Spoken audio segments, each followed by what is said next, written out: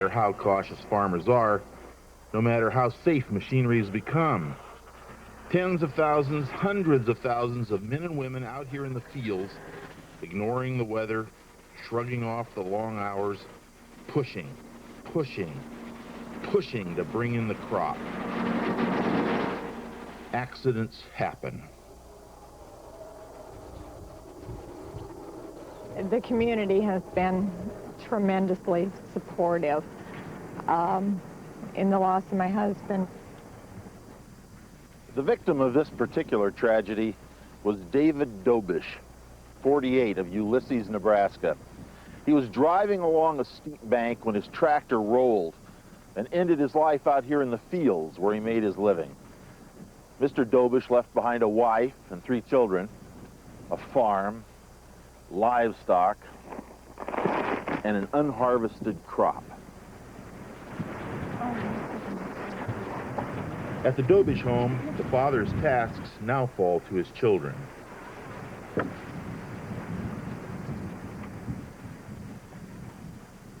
It's tough enough to grieve. It's tough enough to harvest. I don't know if it's possible to do both. The problem is, the crop won't wait.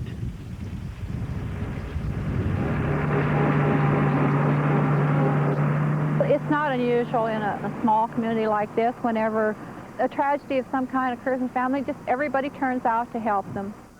Marjorie Hansen was one of the first members of the emergency medical team on the site of David Dobish's accident, and later was one of the first to help with a harvest.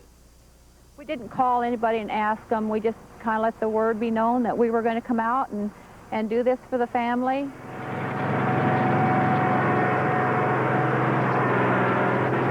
Get started on this end, and then we got to turn around up there at the pit. Who else is here? Seaman. Yeah, Seaman. He got that John Deere up there. Okay. It's amazing. They were coming in at 6:30 this morning, and my sons got up at 5:30 and started greasing the combines and getting them ready to go. And of course, the women were coming, and the food was all prepared, and it just was a tremendous, tremendous day.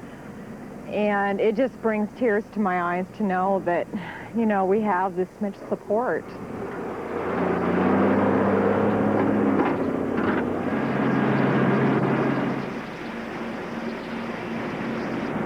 These men and women are farmers with crops of their own, and yet they take precious hours on this perfect harvest day to pick the Dobish family's corn. These aren't just neighbors, just relatives, fellow church members, it's everybody. That's right, everybody. And even like preparing the lunch, it's not necessarily the farmers, it's just the people in the small communities. They just all band together and help with that. It's just giving from the heart. And the Alder Society prepared the other food. They bought gulaches, salad, pies. About time to go back to work again. We have well over 50 pieces of equipment, combines, grain wagons, trucks. Everybody pitching in. That's right. It's just coming together great.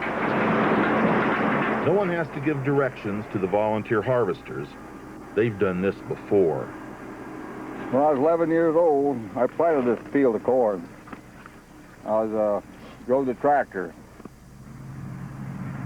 In 3 hours, neighbors and friends of the Dobish family finish a harvest that would normally take 3 weeks. We're just overwhelmed, all of us. This will be such a relief to have our harvest done. And now we'll have to go on with our lives, and it will be difficult because our love will always be there for David. And Well, it looks like the community is always going to be there for you, too. yeah, we're very, very fortunate. That's what helped us get through everything that we've gone through right now. It's been wonderful. It really has. In a world where anger and cruelty seem increasingly common, there's still fellowship and compassion. Just as surely as there is the inevitable chill of autumn, there will eventually be the warmth of another spring.